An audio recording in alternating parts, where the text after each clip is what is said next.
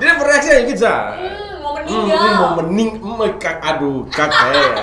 Begitu. Hanya model begitu sah. Hashtag ada yang begitu.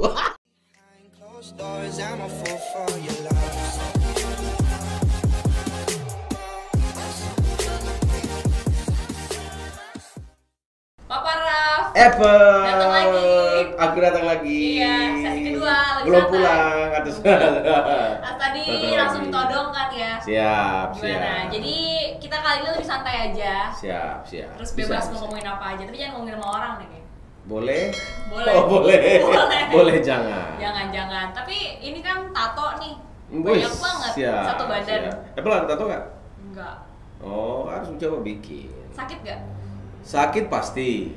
Ini semuanya tatonya berapa tahun jadi full ini? Saya tato itu dari SMA. Hah, boleh emang sekolah? Saya dari SMA. Jadi dulu zaman tato masih pakai jarum jahit. Hah? Terus ujungnya dililit sama benang jahit. Terus pakai tinta rotring. Tinta rotring itu adalah tinta biasa orang buat gambar Iya. gitu. Hah? Terus nanti dicelup di punggung saya dulu. Tato pertama di punggung dikasih dulu inisial nama pacar. Ih, masih ada sampai sekarang. Sudah tertutup. Ya, coba kalau ada. Sudah Tolong liatin. tertutup. Jadi ditutup ditotol gitu jadi. Bucin dong berarti. Bangga, lebih tepatnya bangga. Bangga bucin udah Tapi tipis. mungkin bucin. Tapi abis putus dihapus. Bukan putus, ya boleh dibilang pas lulus SMA langsung ditutup. Apanya? Jadi tatonya ditutup. Oh, tapi masih pacaran waktu itu. Sudah mau bilang ya sudah hampir bilang tidak lagi sih sudah. Oh, putus enggak? Pacaran Ya, juga iya, gantung. tanpa Kasian status. banget. Jadi pertama kali tato di situ. Tato di situ pertama, terus waktu kuliah di Jakarta dulu, saya tato lagi, tutup lagi, terus tambah lagi. Jadi sekarang tato di punggung saya itu sudah lumayan besar. Boleh kasih lihat gak sih? Jangan. Boleh nggak? Itu kan sama dengan buka baju. Kan cowok, nggak Iya, apa-apa. masa cowok aja, cewek kenapa tidak boleh? Oh iya sih, jangan ya. Nanti bisa sama YouTube. Kamu mau ya? Nungguin ya. Kalau tato kayak gini nih, sebenarnya pas Papa Rof masih muda. Sekarang masih muda nggak sih? Masih muda. Masih muda ya. Beda berapa Tergantung tahun dari sama aku mana. nih. Eh, Kehidupannya gimana? Wild gak? Liar gak? Kan kalau misalnya biasa anak tato tuh yang terkenal nakal, Iya. tukang main cewek, mabok, ya gitu-gitu lah. Saya merokok. Mm-mm. Saya tidak minum alkohol, saya tidak minum kopi, saya tidak minum teh. Terus minumnya apa? Jadi saya kalau kerja, saya cuman andalan saya cuman merokok sama air putih. Ih, bisa ya kayak gitu? Iya, saya punya masalah sama lambung. Kenapa saya punya masalah sama lambung? Dulu waktu saya masih kuliah itu ini sering konsumsi mie instan. Oh, biasa derita anak kos. Derita anak kos dulu. Jadi makan mie instan, yang goreng lah, yang kuah lah, terus menerus akhirnya lambung saya lemah. Antara derita anak kos atau hobi biasanya? Antara itu atau memang fokus biayanya ke yang lain Yang gitu. lain, Benato. Ya kalau tato waktu itu dulu nabung. Saya nabung dulu. Tapi pas sama orang tua ketahuan nggak dimarahin waktu itu? Saya semakin dilarang, saya semakin buat. Peraturan ada untuk dilarang. Saya tidak tahu. Tidak karena saya pikir menurut saya karena saya suka gitu. Menurut saya tato itu adiktif menurut bagi saya gitu ya. Jadi karena memang dia sakit tapi begitu kita sudah lihat lagi, kayaknya bagus nih, masih ada yang kosong, tambah ya, lumayan banyak nih sekarang. Ini sampai kaki juga tato semua. Nah itulah saya hanya tato ke atas ini, perut ke atas. Oh, tapi kaki semua bersih. Tidak bersih. Kalau di ke bawah ini bersih gitu. Segitu ya. Saya tatonya Keren, sampai keren. di sini, saya tato di leher, di tengkuk itu saya tato. Berarti nggak selamanya image yang punya tato itu nakal. Itu kan adalah pandangan orang lain ya. Itu adalah pandangan orang lain. Kalau saya sih lebih ke apa ya? Saya mau buat tato karena saya suka terhadap sebuah gambar. Jadi setiap tato itu ada ceritanya. Saya yakin teman-teman di sana juga pun melakukan hal yang demikian. Yang paling gitu. bermakna yang mana nih? Kalau yang paling bermakna, semua ada maknanya sih. Yang muka? Oh ini yang ada di sini ini adalah wajah opa saya. Oh. wajahnya bapak dari bapak saya. Kakek. Ya, kakek gitu. Kalau itu. Kuliah jurusan apa nih, Kak? Dulu saya waktu kuliah di Jakarta, saya di jurusan Fakultas Keguruan Ilmu Pendidikan. Keguruan cuy. Calon guru. Loh, bukan calon guru, saya punya akta 4. Akta 4. Akta 4 itu seperti surat izin mengajar. Udah punya izin lisensi. Jadi profesi sudah punya. Terus sempat jadi guru nggak? Dulu saya dari semester 4 kan sudah mengajar di Jakarta. Magang gitu-gitu. Bukan magang, saya benar-benar literally mengajar. Terus kenapa move ke kreatif design? Nah, jadi saya mengajar dulu semester 4 karena memang butuh duit tambahan. Terus mengajar, pindah ke Jogja, kembali ke Jakarta, saya kerja kantoran biasa. Terus akhirnya saya pernah kasih privat juga, kasih orang. Pulang ke Kupang kan saya pernah mengajar di sini, Nusa Cendana International School. Oh, I see. Saya pernah ngajar di situ. Pak Guru. Tapi dengan Wakil posisi... kepala sekolah bagian kurikulum. Wih. Dengan kondisi tato kayak gini. Iya, tato belum sebanyak ini, jadi saya selalu tutup ya? pakai lengan panjang. Wakil kepala sekolah. Wakil kepala sekolah bagian kurikulum, Bos. Bagian kurikulum. Iya. Gila, segalak apa tuh? Saya tidak galak. Gak galak, tapi guru yang asik ya pasti. Saya rasa begitu. Itu perasaan saya. Coba mungkin ada yang mantan Ya, muridnya murid. Papa Raf. Di komen-komen dulu lah. Langsung di komen sekalian, aku loh mantan muridnya yang dulu. Iya. Kan? Betul. Iya. Nah, dari situ saya kerja habis dari situ saya kerja di radio, salah satu radio swasta di Kupang. Dari situ saya kerja di salah satu perusahaan penerbangan. Oke, Di menarik nih. Di sini begitu. Terus berhenti mana? Nah, dari situlah akhirnya saya mulai bikin ini. Saya punya tamu, jadi saya bagian-bagian yang ngurusin bikin paket perjalanan wisata, punya tamu. Nah, tamu terakhir saya yang dari Jakarta itu mereka bilang begini, di sini kalau beli baju kaos yang bagus di mana ya? Saya bilang, aduh, kalau ada Pak, cuma saya tidak tahu bagus atau tidak gitu menurut Bapak. Terus dia bilang, dia antar pergi. Setelah pergi dia ke sana ternyata ini kurang oke gitu. Dia bilang begitu. Terus dia bilang, kau buatlah. Saya modal dari mana? Desain saja tidak bisa begitu. Terus saya bilang, Pak, saya desainnya tidak bisa, duitnya gampang, belajar aja. Semudah itu dia ini saya. Jadi otodidak. Akhirnya setelah itu saya otodidak. Terus saya tanya sama orang IT di kantor, saya bilang begini, Om, yang software desain itu apa ya? Yang ini vektor kayak gitu. Dia bilang, oh ini itu ada semua terinstall di komputer di kantor begitu. Ya udah, saya datang lebih pagi, siang saya tidak makan keluar, saya dibelikan sama teman, terus pulang malam, paling terakhir ya saya belajar itu. Akhirnya belajar otodidak terus. Terus akhirnya ada banyak klien justru yang senang sama hasilnya. And then akhirnya keluar.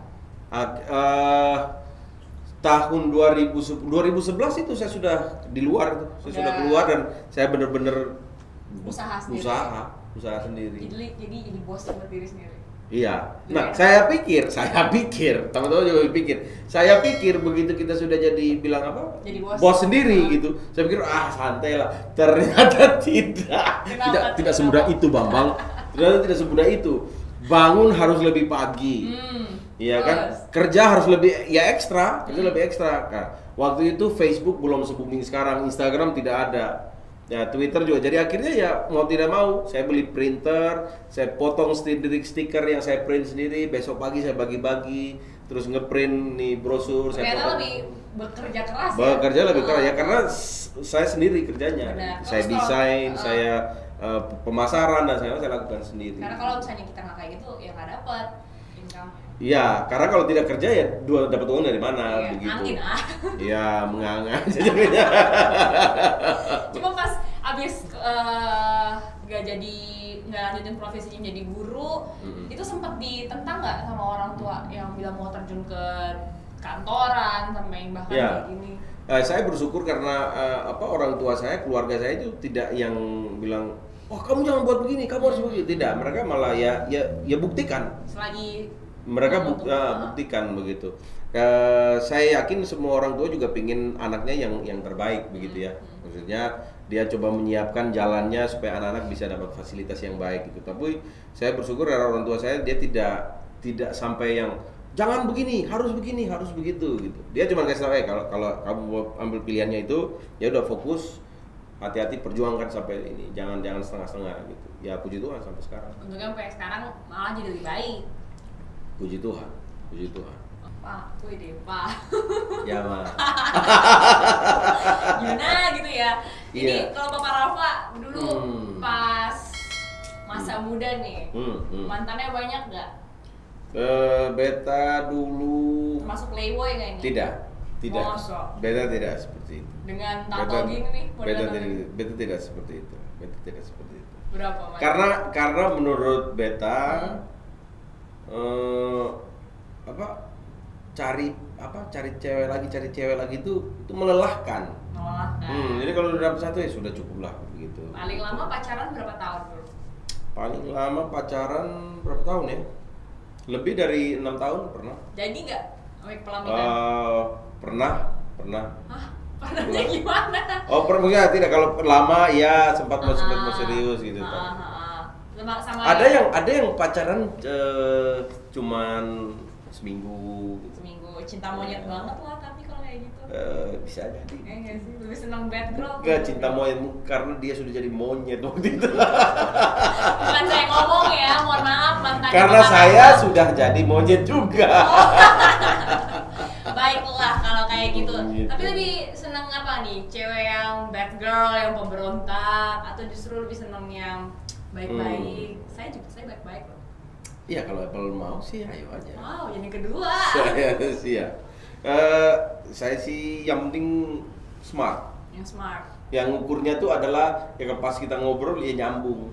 Nyambung, paling tidak harus tahu misalnya tentang desain, tapi paling tidak kasih pandangannya yang bisa membantu beta. Iya, karena kalau misalnya ngomongin itu setuju sih. Soalnya kan banyak banget ya yang cantik tapi kalau ngomong tuh nggak nyambung. Cantik tapi blow on istilahnya. Iya, cantik tapi bau kan banyak. Ada ya? Banyak juga gitu. Cantik tapi bau, gitu. Cantik tapi kok tidak pintar. Bau apanya nih? Bau kaki. Iya. Tapi bener sih kalau misalnya cantik itu ya nggak cuma cantik tapi harus pintar setidaknya. Iya, pintar atau tidak menurut saya itu sangat relatif. Tapi kalau smart biasanya sih ketebak lah. Maksudnya dari kan beda pintar sama smart ya. Pintar sama cerdas gitu ya. Iya, betul. Pintar sama cerdas maksud saya. Jadi nyambung aja gitu. Dia tidak perlu harus tahu bidang saya atau sebaliknya saya tidak perlu tahu bidangnya dia. Tapi ketika kita bicara sesuatu itu alur logika berpikirnya tuh bisa membantu gitu. Kan yang penting bisa support. Saling support begitu. Setuju. Tuh dengerin cewek-cewek luar sana. Gitu. Kalau misalnya cantik doang itu sebenarnya harus disupport sama ya itu yang tadi kita bilang. Iya. Cantik saja tidak cukup. Betul. Cantik oke. Cantik cerdas saja tidak cukup. Kalau ketemu orang seperti saya, mungkin teman-teman di luar ada seperti itu. Cantik cerdas saja tidak cukup. Mulutnya agak pisau sedikit. Agak pisau, agak pedis ke orang. Agak pedis. Oh. Nah, kadang-kadang Pedis lah kan kalau mau minum. Itu pedes gitu kan? bukan karena begini, karena menurut saya memang menurut saya orang yang seperti di industri yang seperti saya tidak bilang semuanya, agak susah menentukan jam kerjanya. Orang kalau jam kerjanya kan harus pagi Nah, saya kadang-kadang kalau kerjanya itu tuh kadang-kadang baru malam sampai subuh gitu baru saya tidur gitu. Nanti bangun pagi tetap bangun pagi. Tapi kerjanya terbalik lah ya. Nah, kalau tidak dikontrol sama orang yang mungkin cerdas dan cantik tapi juga mulutnya juga oke gitu, pisau dalam arti yang baik, ya itu menurut saya itu jadi baik. Sebab kalau tidak ya kita akan rusak badan kita menurut saya. Setuju, karena pasti ada yang setidaknya yang memperhatikan kayak gitu. Kalau Apple suka cowok kayak mana? Aku sukanya cowok yang wangi. Oke. Terus udah gitu pintar sih. Pintar itu merupakan daya tarik. Nggak tau kenapa kalau beta seneng banget lihat orang nggak cuma cowok ya, tapi juga cewek. Dia tuh smart itu punya karisma. Terus kalau misalnya diajak ngobrol semua tuh nyambung. Kayak gitu sih. Itu menjadi nilai poin lebih. Ada kan kalau misalnya orang yang dia nice, good looking, tapi kalau misalnya diajak ngomong cuman oh iya nggak tahu gini-gini kan rasanya kurang menarik sih kalau buat beta. Tapi orang bilang cowok sempurna itu hanya ada di sinetron. Ya, opa Korea biasanya. Ya, nah kira-kira yang lebih realistis apa? Kalau saya punya realistisnya itu tidak hanya cantik, tidak hanya smart, tapi juga mulut pisau. Mulut pisau. Kalau Apple apa? Family man kali ya. Family man. Family man dia tuh berarti om-om dong udah berkeluarga. Ya Allah, kagak, bukan Iya kan gitu. family man ya toh? Benar kan family man? Itu sama aja saya jadi sugar baby dong. Iya family man. Enggak, dia tuh taunya family man gimana coba? Family man itu maksudnya dia tuh gak cuma sayang sama kita, tapi sayang sama keluarga, perhatian. Kan ada kalau misalnya orang yang maunya sama ceweknya doang, oh ya udah maunya sama tapi sama keluarganya dia gak peduli. Tapi jangan salah Apple. Ada orang yang waktu PDKT nih, waktu masih pacaran, sayang sama keluargamu. Terus? Begitu udah jadi, sorry ya nanti saya masih sibuk nih dan segala macam. Ada kayak begitu pengalamannya banyak ya. Iya, banyak dengar cerita, banyak cerita. Maksudnya dengar cerita juga begitu. Banyak yang kejadian kayak gitu. Terus nggak cuma family man, sama rajin. Rajin apa? Rajin dia dalam hal bekerja, ulet gitu loh. Jadi even dia dari bukan orang yang berada, kalau misalnya dia rajin, dia gigih, itu pasti dia akan sukses. Cuman kalau misalnya walaupun dia dari keluarga yang berada, tapi dia males, ya pas udah ininya pasti nggak ini sih. Kalau menurut saya. Apakah kamu jodohnya Apple? Nantikan di pelaminannya. Wow, nggak jadi calonnya aku dong. Yo gitu ya. Iya. Tapi sekarang udah punya cowok kan? Jawab gak ya? Kalau kemarin sih pas lagi di briefing nanti apa kalau misalnya ditanya udah punya pacar atau belum, jawabannya jangan ya. Oh gitu. Oh itu pacarnya yang bilang begitu? Bukan. Oh bukan. Manajer. Oh manajernya. Itu lagi duduk. Terus pacarnya kalau ditanyain begitu gitu, Apple nanti kalau ditanya sudah punya cowok, bilangnya belum atau jangan? Ya bilangnya udah dong, kan Oh orang sudah. pasti butuh pengakuan. Oh siap. Gimana sih Pak? Siap. Ya kali aja kan. Enggak. Biasa. Santai-santai ini jadi saya yang ditanyain gitu ya. Mohon maaf ya. Ya makanya sekarang Apple tanya beta dong, supaya beta yang tanya balik ya. Mau ini ditanyain apa nih? Apa saja. Ini deh. Influencer di sini. Nah, menarik itu. Kan menarik. Banyak banget nih di sini kalau misalnya yang menurut Apple lihat, misalnya seandainya satu yang lagi musim TikTok nih. Semua itu pada TikTok semua. Oke. Terus udah gitu followersnya banyak, dibilang influencer. Setuju gak sih kalau menurut Papa Rafa sendiri gimana? Papa Raf. Soal influencer, sebelum sampai influencer kita lihat dulu followernya. Kayak kalau di Instagram mesti cek dulu kan sekarang banyak cara untuk bisa tahu ini orang punya follower asli atau tidak, gitu. Organik atau beli, gitu. Atau non organik. Jadi ya kita mesti tahu itu juga. Nah orang melihat bahwa peluang ada duit dengan punya banyak follower itu bisa bilang gini, beta punya follower banyak nih, lu ikan di beta deh, lu punya barang sih di beta review, nanti pasti bagus buat lu pembisnis begitu. Nah tapi ada juga kita juga harus lebih hati-hati juga seperti itu karena ada orang yang punya banyak follower karena dia beli, bukan karena dia bukan karena memang dia organik begitu atau belum dibilang influencer. Ada juga kan akun-akun yang mungkin cuma repost. Ya, akun repost. Akun repost atau buzzer gitu lah. Betul. Gitu. Misalnya lagi gue TikTok, oh bagus nih, diambil terus di repost ya, lagi. Betul. Gitu. Nah, justifikasi dia influencer atau tidak di Instagram itu kan adalah salah satu fitur yang ketika follower kita minimal 10.000. Kita bisa ajukan ke Instagram untuk diverifikasi. Oh iya, centang biru. Supaya dia centang biru. Centang biru. Nah, coba aja kamu minta sama influencer yang mungkin kamu udah bilang kasih barangnya, kenapa kakak punya barang tidak centang biru? Tapi ya sih, orang bisa saja bilang begini, iya nanti baru beta ajukan. Mungkin dia tidak tahu cara mengajukannya. Karena beta pernah ketemu ya macam begitu. Hashtag ada yang begitu. Boleh sebutin dikit dulu namanya. Soalnya beta hanya bilang begitu, Iya, dia bilang gini, kakak beta follower banyak. Saya bilang, iya kakak minimal 10.000. Kakak bisa ajukan verifikasi ke Instagram. Betul, jawabannya begini, kak beta lagi sibuk kak. Cuma mukanya asli. Beta tuh kalau lihat kayak gitu tuh rasanya kayak baik. Oke. Influencer, kalau misalnya ngomongin influencer banyak banget sebetulnya kalau di Kota Kupang influencer itu followersnya banyak tapi dia spesifikasinya menurut beta sonde apa ya, kan ada yang influencer, oh mungkin dia influencer untuk fashion, untuk makeup, skincare, atau food blogger. Tapi di sini mostly rata-rata influencer dengan followers banyak, cuma kita nggak tahu spesifikasinya mereka apa.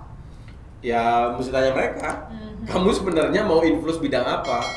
Iya kan? Ya sama seperti kita berkarya pun, kita bikin ini, bikin itu, bikin YouTube pun seperti yang ini. Karena nanti kan orang tanya, kamu punya segmen apa? Kan nanya begitu. Betul. Ya kamu influencer bidang apa? Nah, saya tidak tahu ya bagaimana orang sampai bisa mengklaim dirinya sebagai influencer, atau orang bisa menyematkan bahwa, oh kayaknya dia nih influencer nih. Menurut saya influencer dalam hal ini harusnya dia mempunyai dampak yang positif dulu kepada orang lain, sehingga orang bilang, oh kayaknya dia nih influencer. Sehingga jika dalam tanda kutip kita pakai dia jasanya untuk barang kita dipakai oleh dia, harusnya dia punya impact yang besar. Harusnya sebelum dia akhirnya kita pakai dia jasanya dia, sebelumnya harusnya kita sudah lihat dulu impact apa sih yang dia sudah bikin ke dia, apa yang sudah di-influence kepada orang lain, baik atau tidak. Jadi itu influence menurut Pak Paraf? Ya karena begini, kalau orang tiba-tiba dia punya follower misalnya banyak begitu ya, langsung dia bilang saya influencer, kamu pasang ini apa iklan nama saya misalnya seperti itu. Nanti orang lihat ini orang dia punya karakternya seperti apa dan segala macam. Jangan sampai ketika barang kita dia pakai untuk dia promosikan, ternyata dia punya attitude yang tidak bagus di belakang itu kan berdampak buruk kepada bisnis kita juga sebenarnya. Kepada orang yang mau memakai jasa dia, yang dalam tanda kutip dia sebagai influencer. Nah itu juga mesti. Nah itu terjadi sama Tiger Woods kan. Tiger Woods kenapa dia? Nah kita kalau baca Tiger Woods sampai kamu Apple tahu Tiger Woods bahwa dia main golf dan segala macam. Tapi ternyata di belakangnya itu hidupnya dia pukul istrinya, dia mabuk dan segala macam. Itu kan yang bikin akhirnya dia jatuh. Akhirnya brandnya dia juga jadi jatuh gitu. Jadi itu pemerintahnya sekarang kan juga pakai itu. Ya, pakai influencer kayak gitu. Nah, menurut beta nih Apple, saya tidak tahu teman-teman di luar sana, UMKM di luar sana, atau teman-teman yang punya produk di luar sana juga mungkin kadang-kadang, beta nih kayaknya punya makanan enak nih. Beta lihat, ini satu nih dia follower banyak nih. Iya, Kak, ini review dong. Dan ini satu nih hanya bilang,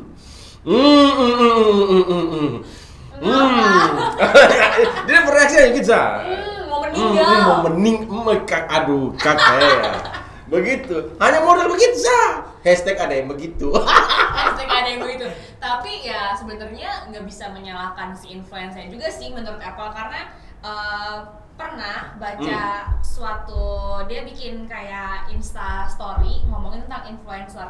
Jadi dia tuh kolaborasi sama beberapa brand dan selalu laku. Jadi dia dibilang influencer. Dia sendiri bilang kalau misalnya menurut gua ini bukan influencer, dia bilang. Tapi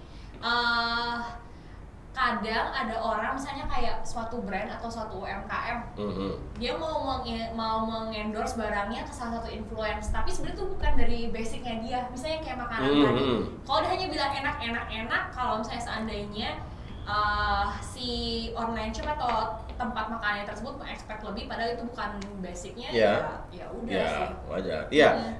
Tapi kan tidak sedikit juga ada yang apa ya istilahnya self proclaim, suka mendeklarasikan beta begini, beta begitu. Tapi begitu orang pasang begini ya. Bahkan ada juga dia ke suatu tempat, and then menyebutkan angka followersnya dia tuh udah berapa. Jadi secara tidak langsung dia meminta untuk ya udah beta followers banyak, beta sudah datang ke sini, kalau memang lu kasih gratis beta nanti promo. Ya betul, itu banyak kok kejadiannya macam begitu. Maksudnya saya nih punya follower banyak, masa kamu tidak mau pasang iklan di saya kayak gitu. Saya nih masa saya harus bayar tempat macam begini nih. Kayak kampanye ya. Jadi itu tapi memang banyak orang yang butuh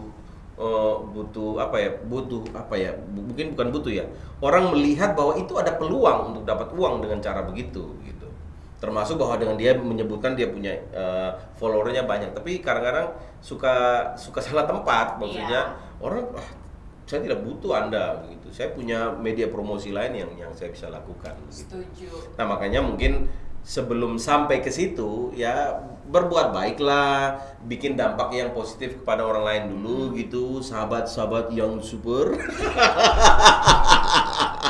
Ini begitu. kadang jentil siapa nih hashtag ada yang kayak gitu. Hashtag bukan hashtag ada yang hashtag ada yang begitu. Oh, hashtag ada yang begitu. Ini katanya sombong benar. Kayaknya kalau saya masih terus dilanjutin. Iya, seharusnya begitu. Nah, jadi betul pikir itu Saka. Jadi maksudnya kita sebagai yang mau menggunakan media-media promosi itu kita juga perlu cari tahu dulu siapa kira-kira orang ini begitu. Portfolionya seperti apa ya, sama seperti tadi yang kita bilang di video sebelumnya ya. Kalau mau pakai jasanya kita lihat dulu portfolionya. Apa yang dia lakukan begitu. Dan juga basicnya sebetulnya. Nah, betul. Itu dia Papa Rafa. Wih, gak berasa ya bincang-bincangnya. Saya pikir itu aja. Nanti lama-lama ketemu ancor orang langsung lempar kalau ketemu. Kita ntar lanjutin aja gosipnya. Abis jeda Ketemu kayak gini offline, dulu, begitu. kita udahan dulu. Oke, sip. Beta pikir itu Sadoka. Itu dulu aja. Jadi pesannya apa? Pesannya, jangan lupa kalau misalnya pesannya adalah berbuat baik sajalah. Jangan karena ada tren influencer apa terus wah ini ada peluang nih, lantas akhirnya berbuat baiknya itu hanya demi apa gitu. Berbuat baik dengan tulus saja. Berbuat baik sajalah. Jangan berharap bahwa ada orang nanti akan memberi imbalan kepada kita. Setuju, berbuat baik dulu. Kalau memang dari dalam hati berbuat baik, semuanya pasti ntar akan ada jalur dan porsinya sendiri. Amin.